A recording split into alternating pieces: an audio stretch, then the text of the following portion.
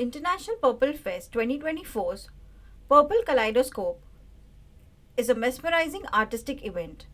Various people with disabilities will showcase their artwork and host multiple art workshops. Many are looking forward to this. Purple Kaleidoscope will offer adaptive painting.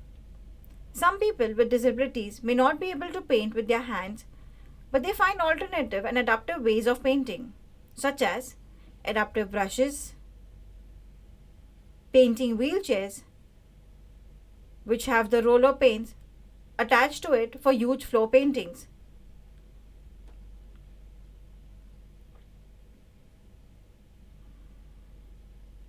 Multisensory art, which makes use of multiple senses.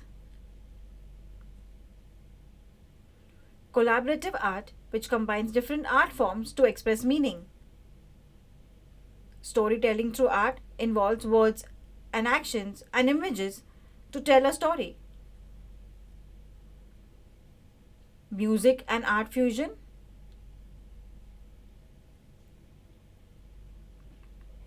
Amazing, isn't it? Are you ready? Then come on.